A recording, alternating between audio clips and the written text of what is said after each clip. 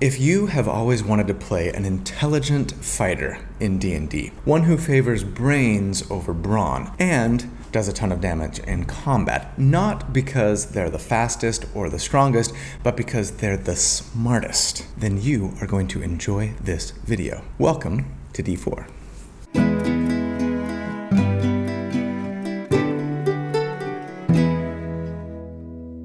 Buenos días y bienvenidos amigos a D4. Welcome everybody. Here on this channel, each week we take a deep dive into one, sometimes two, specific character builds for our favorite role-playing games. We crunch numbers about them, we theorycraft about them, not so that I can tell you the right way or the best way to play a character, but to explore one potential way to build a character with the hopes of creating something that is both really fun, but also really powerful to play. So if you enjoy creating characters for your favorite TTRPGs almost as much as you enjoy playing the actual game itself, or if you're just looking for ideas or tips or tricks on how to build something that you're thinking about playing, then welcome home. This is where you belong, and I'm so glad you're here. So thanks for being here.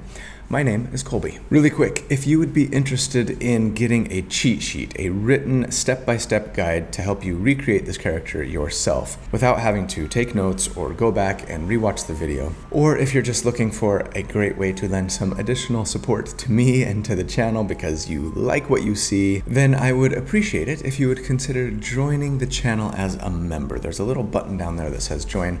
For just $2 a month, you get access to the library of write-ups that I create for each one of these builds so that, yes, you can recreate it a lot more easily if you want to. And again, it's just a great way to support me and the channel. So huge thank you and shout out to my channel members. I could not do this without you guys. You're awesome. And everybody else, you're also awesome. And I couldn't do this without you either. So just watching, liking, subscribing, commenting, and especially clicking the notifications bell are great ways to support the channel too, so thank you. All right, Kelly and Monty, the Dungeon Dudes, released their video on the fighter multiclass tier rankings. Hooray! They actually already did the Monk one too at the time of this recording, and they just came out with the Paladin one as well. So by the time you're watching this, they're probably on to Rangers and beyond, who knows. Curse you, vacation delays. Yes, in case you didn't know, I am on vacation. Next week I should be recording from home and things should be back on track schedule-wise. Thanks for your patience in the meantime with all the additional noise and echoes and very boring background. But yes, it's been a much needed and fantastic vacation thus far. So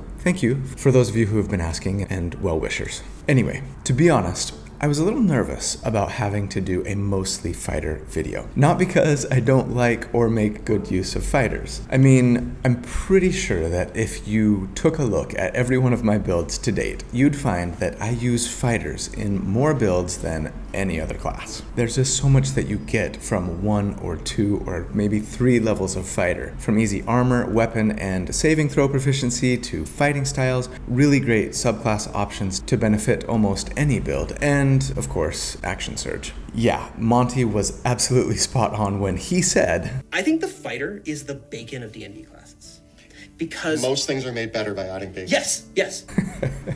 Which was also hilarious. So yes, it's kind of a running gag in the comment section of my videos now, where I claim at the beginning of the video to be building one thing, but then invariably start with a fighter dip, right? No, the reason I was kind of nervous about this one is because as often as I use fighter dips in my builds, I almost never do builds that are mostly fighters. There have been some exceptions, of course, but I wouldn't be surprised if fighters might be the class that I've done the fewest builds where they're like mostly fighter. I wonder if that's true. Maybe barbarians would win, or druids, or rangers, maybe bards?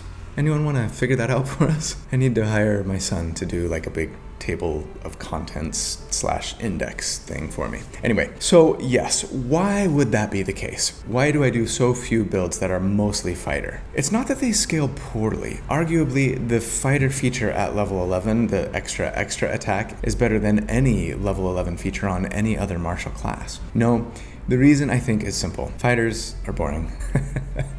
I mean, I love being a martial character. I really do. It's my favorite way to play role-playing games. But I find a spell sword or gish to be so much more fun and powerful than just like an I hit stuff person, you know? Of course, there are exceptions to this rule. Rune Knights bring some fun variety, Battle Masters of course with their maneuvers can mix it up a bit, and then you've got Eldritch Knight if you want spells. But you know what sounds more fun and interesting to me as a mostly fighter concept than anything? An intelligence-based fighter. It's something I've had on my to-do list forever, and I really love the concept of a fighter who uses the power of their mind, of their intellect, to defeat their foes. Not necessarily through spells, but more like because they've just outsmarted their opponent, or they know exactly where to place their attack to do the maximum amount of damage. Sort of maybe like a Robert Downey Jr.'s version of Sherlock Holmes or something like that.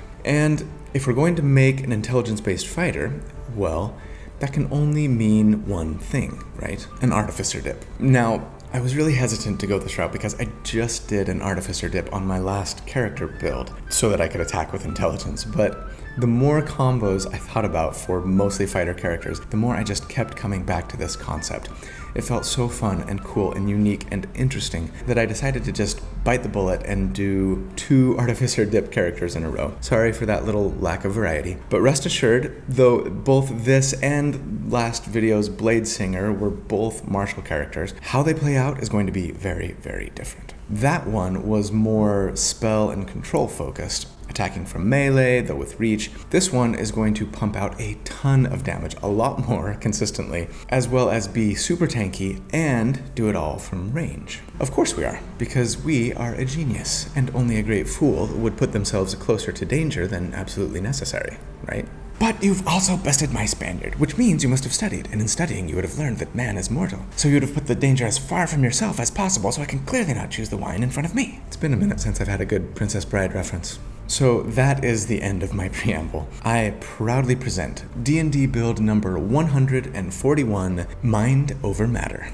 Huge thanks to my good friend Randall Hampton for the fantastic artwork that he put together for this build. I love what he does every single week. He's a fantastic artist. If you'd be interested in following him on social media to check out the other stuff that he has done, or to potentially commission him to create some art for your character or maybe even your entire party, I will, as always, put links in the video description on how to do so. Also, before we get into the build, I am super excited to tell you guys about World Anvil, who have been so kind as to sponsor the video again this week. This is a company that I happen to already use and am a big fan of, and I'm confident that if you're not already a big fan of World Anvil yourself, then you would become one if you just gave them a try. For those who don't know about World Anvil, they're basically the best software out there for DMs to build their homebrew world and for players to interact seamlessly with that world. For you world builders, World Anvil supports over 45 systems, including D&D and Pathfinder, as well as many more. It will even facilitate you creating your own system to work with their software. They make it incredibly easy to create like wiki-style presentations of your work and writing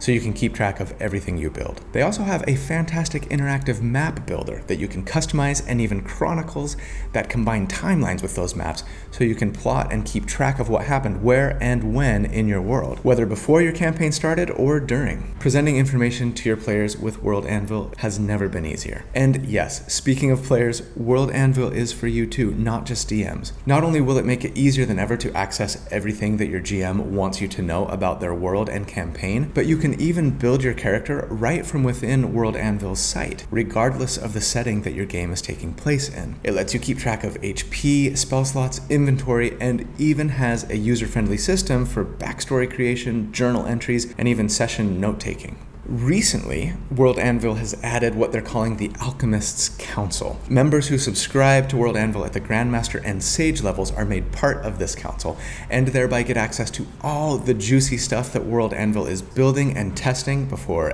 anybody else. So please, do yourself a favor and go check these guys out. Sign up for a free account, if nothing else, to see what you might be missing. When you do, I would appreciate it if you would use this URL here so that they know I sent you. I'll put a link in the video description as well, of course. And if you decide on purchasing a yearly subscription, regardless of the level that you purchase it at, if you use the code D4 at checkout, you will save a whopping 40%. Yes, 40%. That's a lot of percent. So go become a Grandmaster. It's never been more affordable. Anyway, huge thanks to World Anvil. You guys are the best. And let's jump into the build. All right, at level 1 for our starting class today, to start off the build, if you can believe it, we are going Fighter.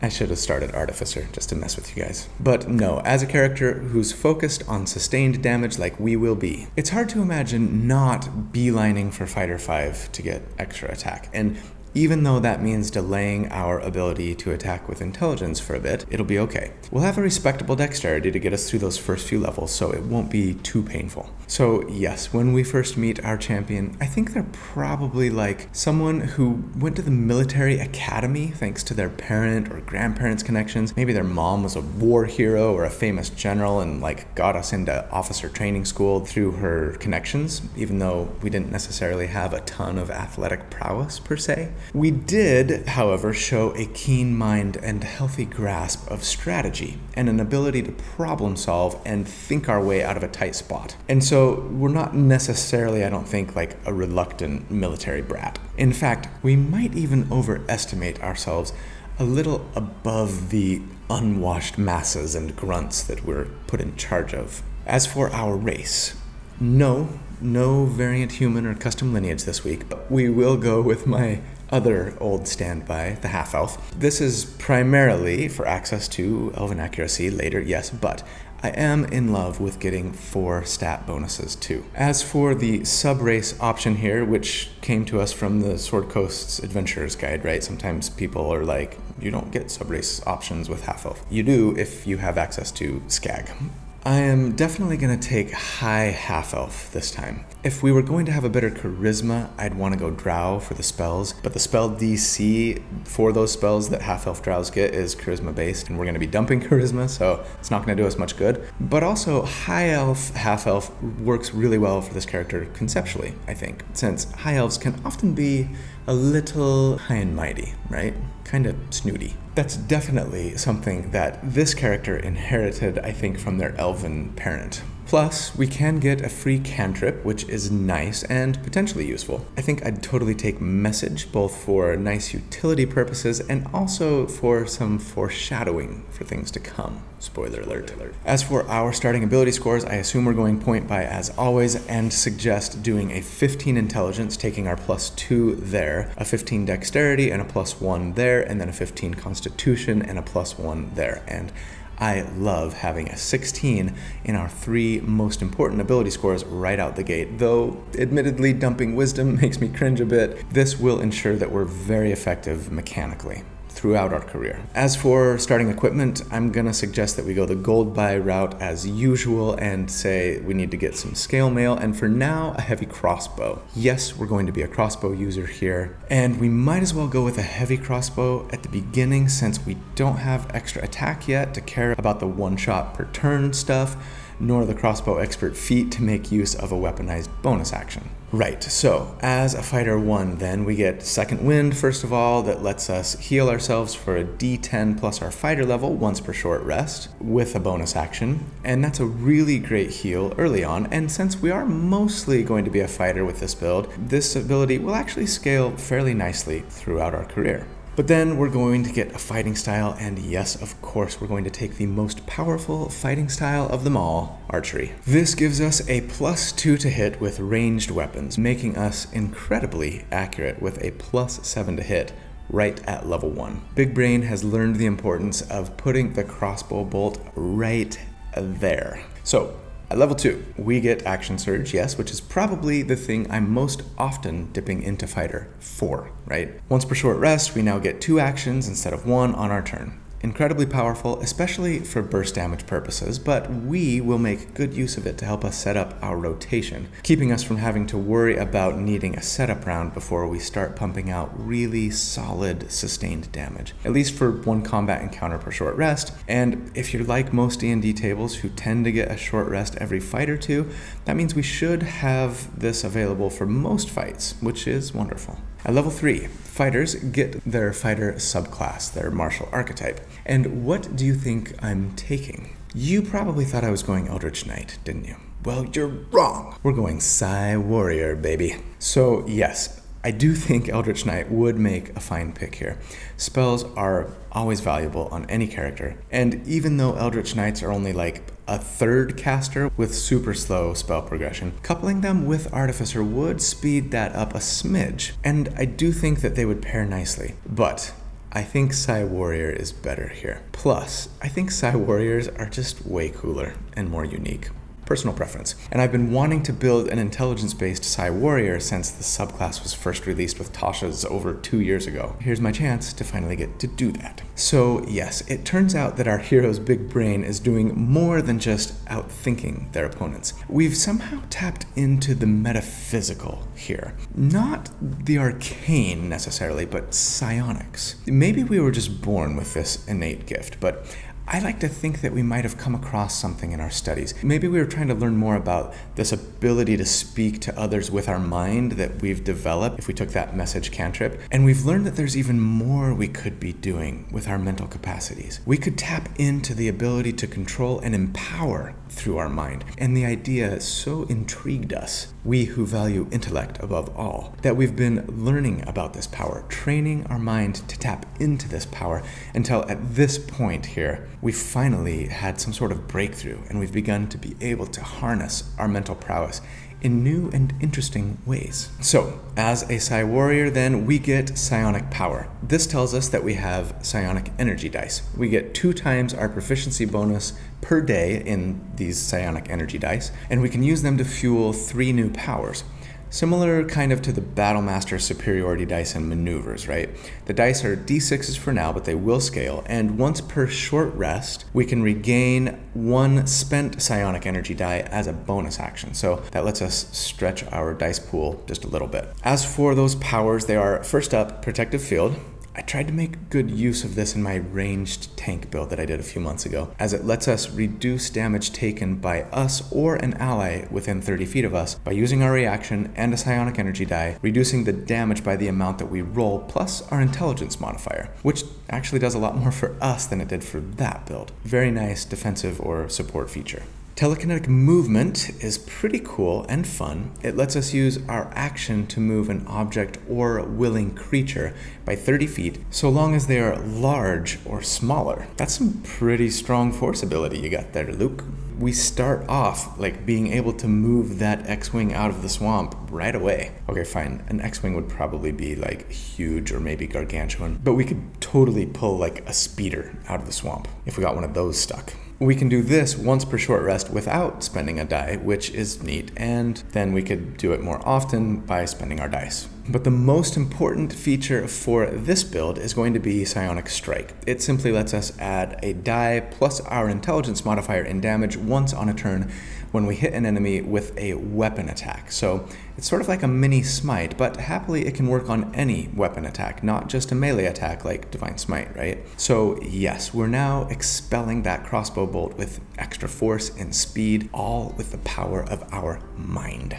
So cool. And while, sure, we don't have enough dice to consider this sustainable quite yet, keep in mind that my minimum requirement to consider something sustainable is just that we are able to do this amount of damage every round for an entire combat encounter. And since most combat encounters in 5e at most tables last between 4 and 6 rounds, before too long I think we will be able to assume that we could spend 1 dice per round to give us a little damage bump sustainably, or at least semi-sustainably, right?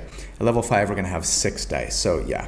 At the first damage report, I'm gonna assume that we're using a Psionic Strike once per round. At level 4, we get our first ability score increase or feat, and we are going to take, of course, Crossbow Expert, or XBX, as I like to abbreviate it. You might think Sharpshooter first, and it wouldn't be a terrible choice. I just always like attacking more than hitting harder, if I have to choose between the two. And especially at middle and higher enemy AC, we'll get more damage out of going Crossbow Expert first. So yeah, if you need a reminder, XBX gives us some really fantastic features.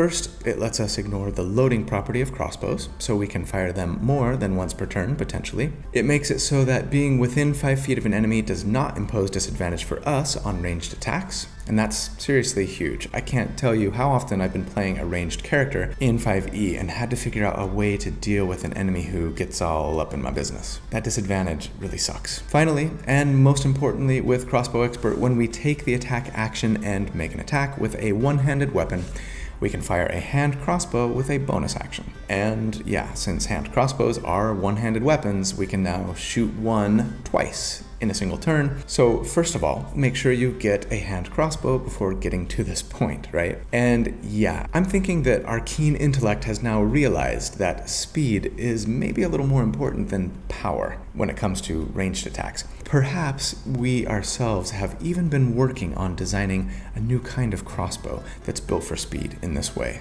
This could actually be the beginning of our interest in tinkering, I think, and artifice. We've invented this new kind of crossbow and it's gotten our juices flowing, and we're wondering what else we might be able to create if we just put our mind to it.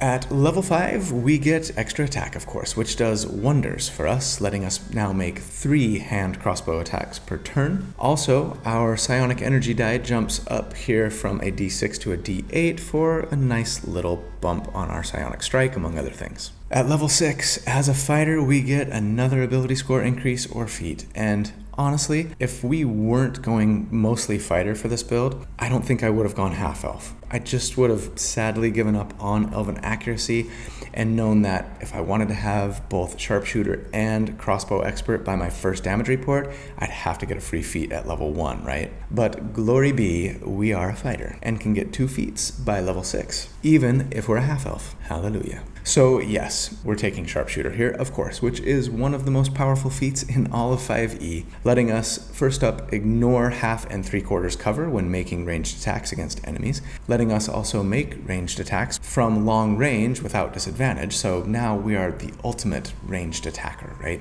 Regardless of whether our enemy is close up, far away, trying to hide, we're gonna hit them. Best of all, of course, is that we can choose to take a -5 to hit penalty to do 10 more damage when attacking with ranged weapons. All right, at level 6, it's time for our first damage report, so let's discuss tactics. It's super complicated. When combat breaks out, you make 3 hand crossbow attacks against your favorite target, adding a psionic strike to the first enemy you hit. That's it. No need to prep anything, no ramping up, just... Is that the sound a hand crossbow makes?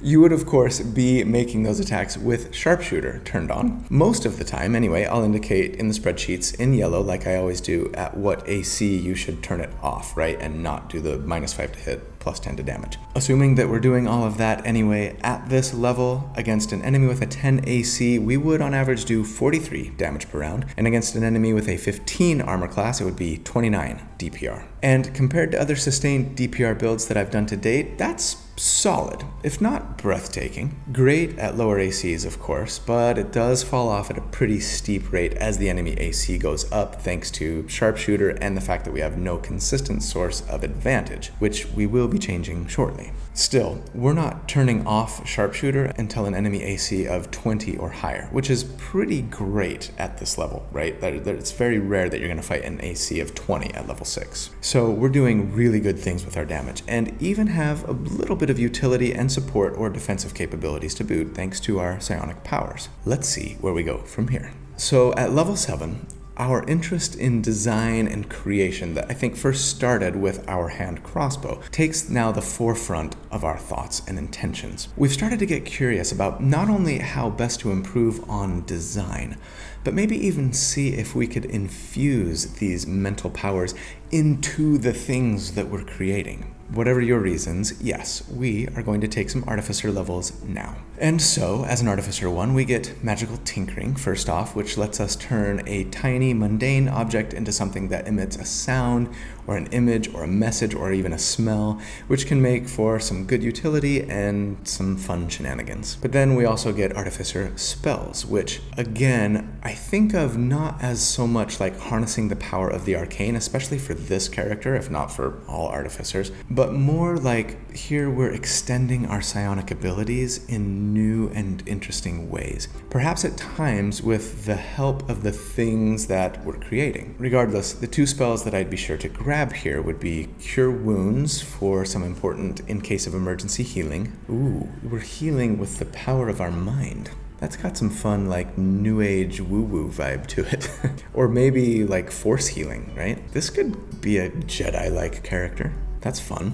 But then, most importantly for this build, the spell we really want to make sure we grab is Fairy Fire. This is going to be our go-to concentration spell from this point on. Fairy Fire, as a reminder, affects a 20-foot cube area, and then anyone inside that area who fails their dexterity saving throw when you cast it is outlined in a glowing colored light, can't benefit from invisibility, and then all attacks against them are made with advantage for the next minute or until you lose concentration. It's a really nice spell to have, and while sure, it requires an action to cast it, fortunately for us, we have Action Surge, which means that we could cast it, Action Surge, and still make our attacks as normal, keeping us from losing out on doing damage on round 1, while also putting a really great debuff on a bunch of enemies, potentially. The downsides here, of course, are that Fairy Fire can affect friend and foe alike, so you have to be careful when you're casting it. And the area isn't exactly huge, right? Still, when I crunch numbers going forward, I am going to assume that you've got advantage on your enemy as a result of this spell.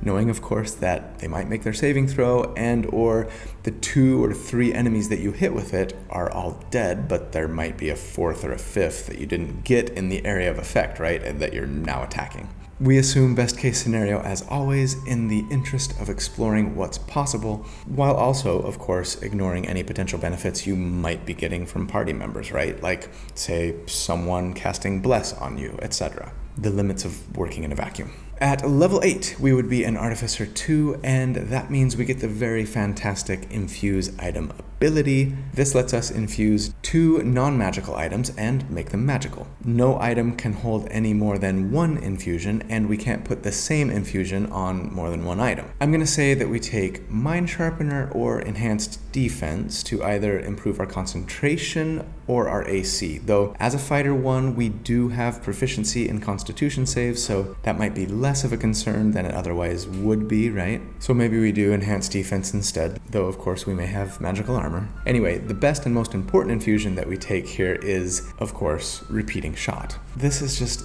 the best infusion, both for mechanics and also quality of life for ranged weapon users, right? With this infusion now, our hand crossbow will create its own ammo when we fire it. So no more tracking how many crossbow bolts you've got left, which is awesome. But it also lets us ignore both the loading and the ammo properties of that crossbow, which means that yes, we can now fire it with our hands full. Amazing. Finally, it gives that crossbow a +1 to hit and damage. This is just so much happiness that I kind of have a hard time imagining ever playing a hand crossbow user without this feat, frankly. So yeah, in case it wasn't obvious, you totally want to make sure to grab a shield here and start using it. And for those counting, assuming you've got half-plate armor by now, which shouldn't be too difficult by level 8, right? With a shield, a +2 from our dexterity modifier, and a +1 to our AC from enhanced defense, assuming we went that route, we're sitting pretty at a 20 armor class right now. That's as good as plate mail and a shield. And we're attacking from as far as 120 feet away. That is so awesome. Our survivability on this character, though it's not something that I'm really focused on, is top-notch. At level 9, we would be an Artificer 3, and that means we get our Artificer Specialist, our Artificer subclass. And as much as I would have loved to go Armorer here, that was my original plan actually, I think we've got to go Battlesmith. Going Armorer and using the Infiltrator model is way higher on the coolness scale, I think, and would have let us use Plate Mail without suffering a move speed penalty despite our low strength. Plus it would have given us another little bonus to damage once per turn, and made some awesome lightning attacks out of like a gem on our chest a la Iron Man. But unfortunately, with Armorer, we only get to use our intelligence to attack when we use our special weapon, right? And the whole point of this build was to be a sad, intelligence-focused character, single ability score dependent. To be fair, our dex is decent, so it wouldn't have been a huge blow to our damage to just go Armorer here, but it just really felt super counterintuitive to be making intelligence-based infiltrator attacks, then switch to an inferior dex-based hand crossbow attack for a sharpshooter-infused weaponized bonus action, right?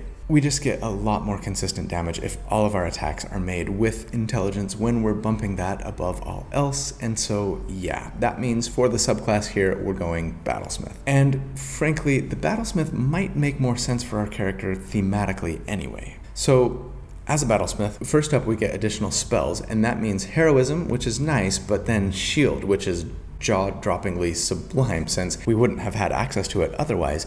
And yeah, it bumps our AC by 5 until our next turn when we use it as a reaction, right? When we get hit. Even more importantly though, of course, for us, Battlesmiths at this level get Battle Ready, which yes, lets us use our intelligence modifier for our plus to hit and to damage, so long as we're attacking with a magical weapon, and the repeating shot infusion makes our weapon magical. So voila, happiness. We do get the Steel Defender feature here too, which won't do a ton for us since it takes a bonus action to cause it to do anything other than take the dodge action, but this cool little pet can use its reaction to impose disadvantage on an attack against anyone other than it, if the person they're defending is within 5 feet, so keep them close to you, or maybe better yet, move them close to a more vulnerable ally. And now you've added another arrow to your support and defensive capabilities quiver. Or maybe for us it's another bolt, I guess.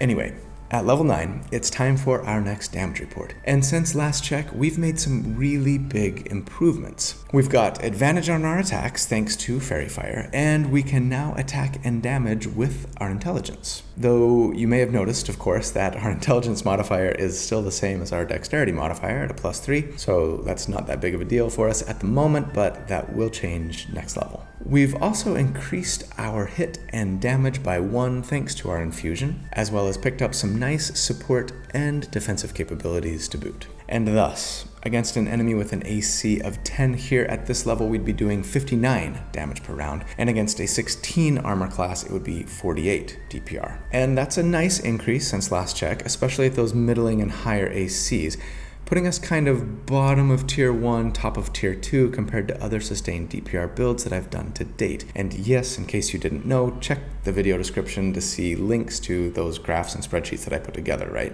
Not only that, but our utility support and defensive capabilities have only increased since last check as well, but it really gets good at level 10. As much as I'd love to get back to fighter here, we're still sitting at a 17 intelligence as I've mentioned, and we still don't have elven accuracy, and that just will not stand now that we've got a reliable source for advantage. So let's stay Artificer for just one more level here and be an Artificer 4 so that we can grab that ability score increase or feat. So yes, we can get Elven Accuracy, which lets us bump for us our intelligence by 1, awesome, and then even better tells us that if we're making attacks with intelligence, or wisdom or charisma or dexterity for that matter, and we have advantage on the attack, we can basically roll 3 dice instead of 2, and for sharpshooters especially, that just does amazing things. Now, if your campaign is going to end around level 10 or before, you probably should have gone, yes, variant human instead of half-elf, at least if you're concerned about mechanics above all. It would have let us get both sharpshooter and crossbow expert by level 4, and then just bump our intelligence at level 6 instead, doing a lot more for us right up until this point than going half-elf, right? Mechanically speaking anyways. But the difference in the damage reports was small enough that I thought it would be worth investing in half-elf, since from this point on, it's going to make our damage numbers so much better, especially at those higher enemy ACs. And there's nothing more beautiful than a damage curve that stays relatively flat as the enemy AC goes up.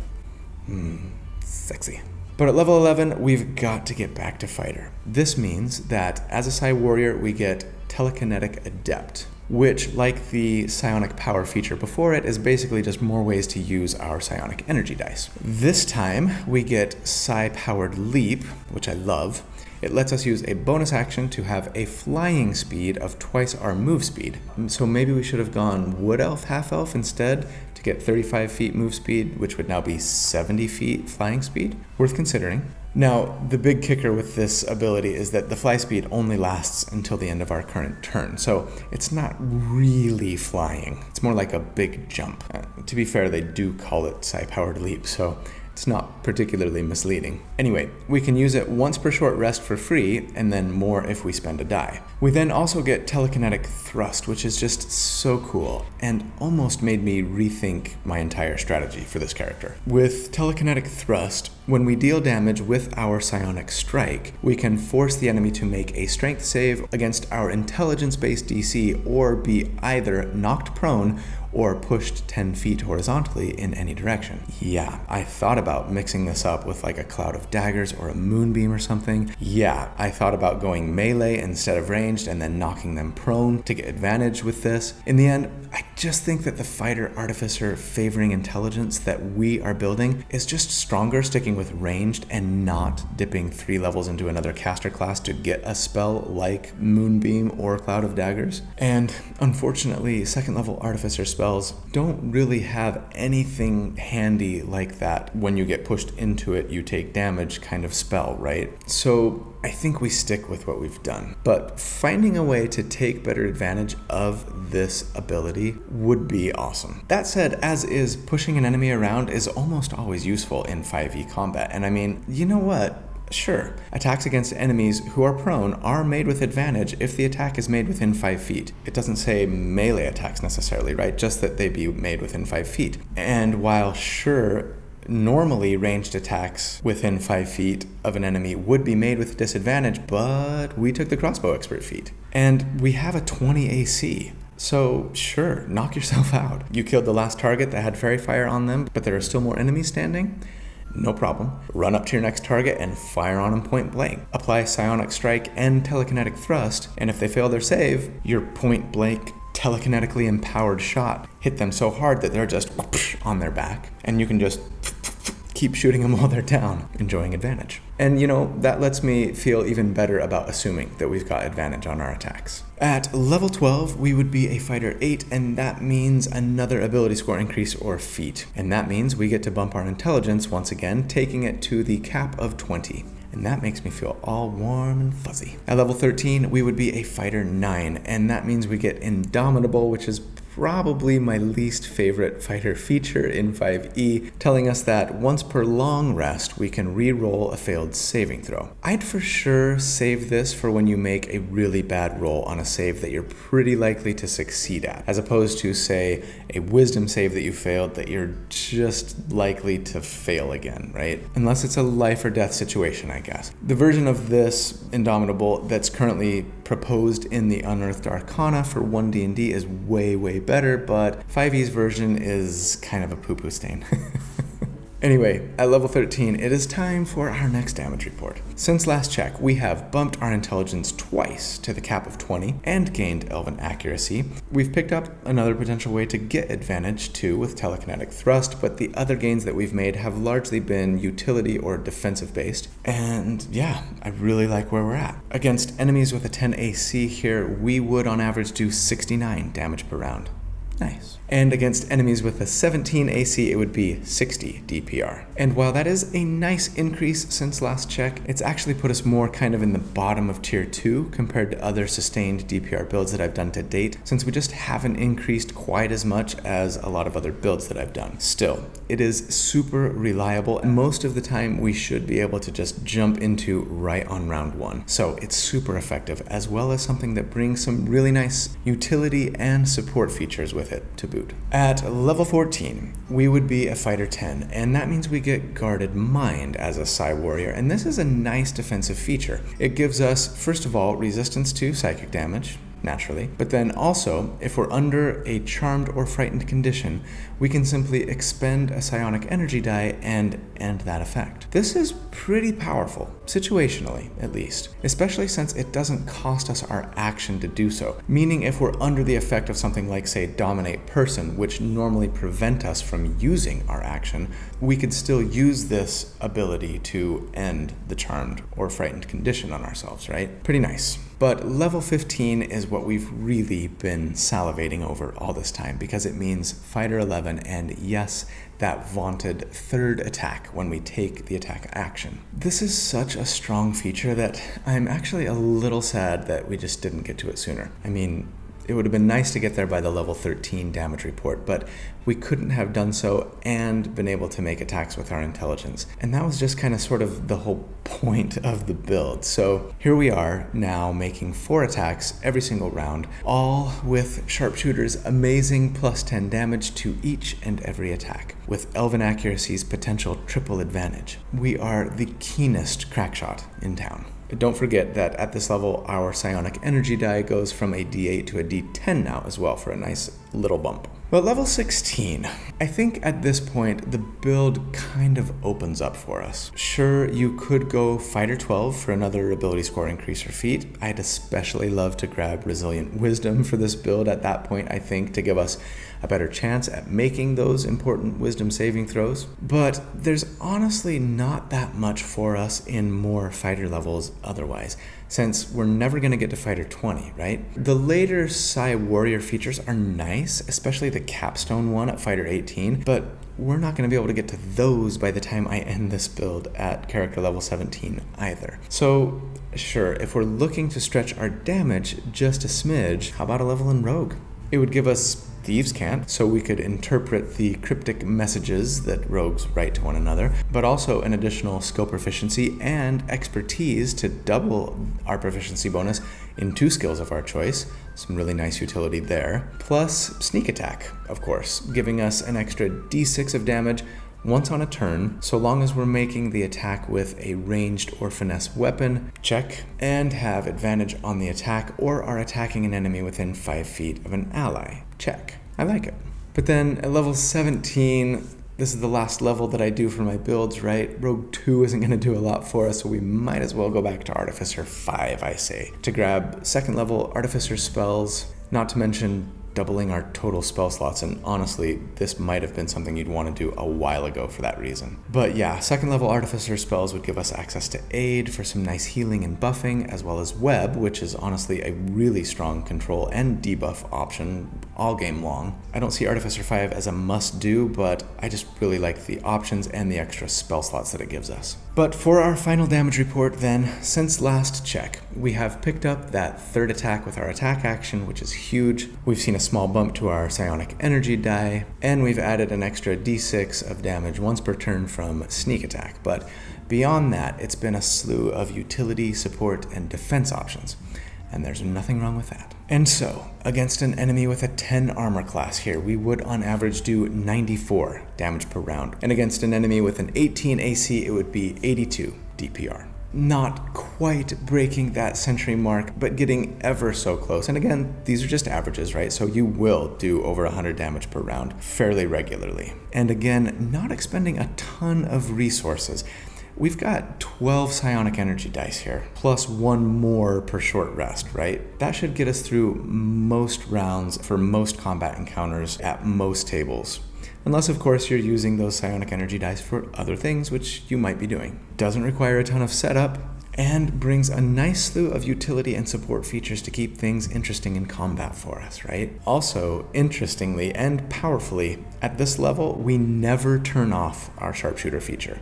Not even against a 25 armor class. And compared to other sustained DPR builds that I've done to date at this level, we're kind of in like the bottom half of tier 2. All right, let's wrap things up with some final thoughts here. The tier score, if you take the damage that this build does at all of the enemy armor classes, at each of the 4 damage reports that we report on, and just average them all into one big number, we get a nice round 50, putting us either last place in tier 2 or first place in tier 3. I haven't decided which one I'm going to stick it in yet. So the big question, as it always is when I do these Dungeon Dudes inspired builds, is this: was it worth it? What did we gain by multiclassing? Would we have been better off as a straight fighter or as a straight artificer? Kelly and Monty give this combo a C and a B, respectively. Is it that?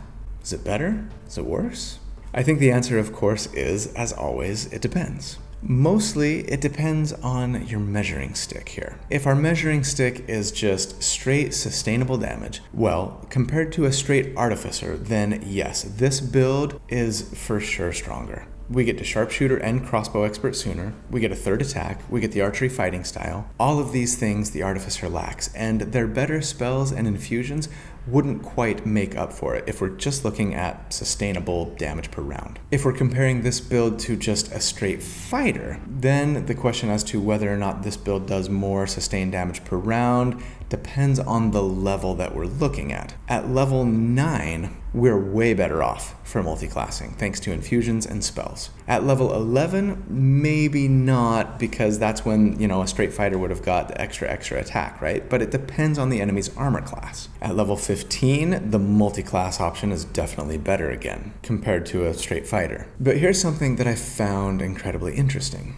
The tier score for this build comes in basically even with the other attempt that I made way back at episode 2 to do a ranged fighter hand crossbow build. The average damage for that build was 50.4 and this one is 50.03, so essentially identical. But importantly, that build was using the old Unearthed Arcana version of Rune Knight that granted an extra d6 of damage on every single attack. So this one ends up beating that, if we were to correct those numbers. And yeah, that build was a straight fighter. What this build also does though, unquestionably, is add a whole host of utility, support, and defensive capabilities with our artificer levels that build, the straight fighter, just did not have. So you know what? I take it back. I think regardless of the measuring stick that we're using, this build ends up being stronger than either a straight fighter or a straight artificer. And that makes me super happy. I'm giving it an A, maybe an A+. And of course, that doesn't mean that the fighter artificer should have gotten a higher tier score by the dungeon dudes, right? Exceptions to the rule maybe prove the rule here. But I think that if I were going to play a ranged character in-game today, this is probably the route I would go. So that's the build for the week. I hope you enjoyed it. I definitely loved creating it. And I definitely love you guys. You're awesome. Thank you so much for all that you do. I hope that you have a really great day and a really great week, but if you don't, I hope that you hang in there. I know better days are sure to come. But I also hope that you are good and kind and that you stay safe and that I see you again really soon. From the comforts of my home and office once again. But until then, take care. Au revoir.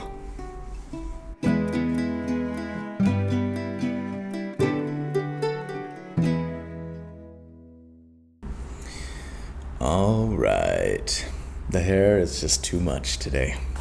It must be contained. They were sitting, they were talking on the strawberry swing. But everybody was for fighting. I wouldn't want to waste a thing. Cold, cold water, bring me round.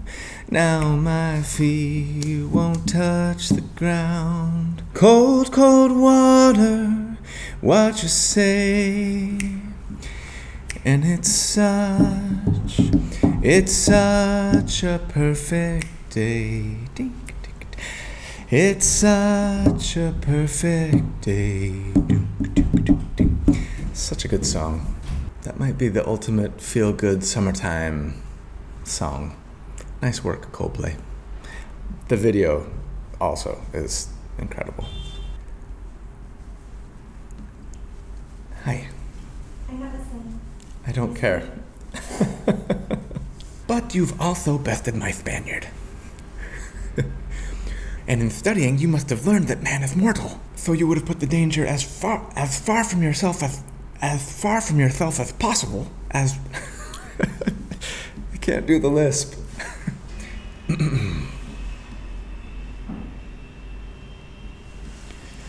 I gotta close that window. It's too much. Too many two-stroke motorcycles going wee up and down the street all day. As far from yourself as I can't do it. No need to prep anything, no ramping up, just how do you make a hand crossbow sound? Also, our psionic energy die has gone up a level. Has it? No, it hasn't. Just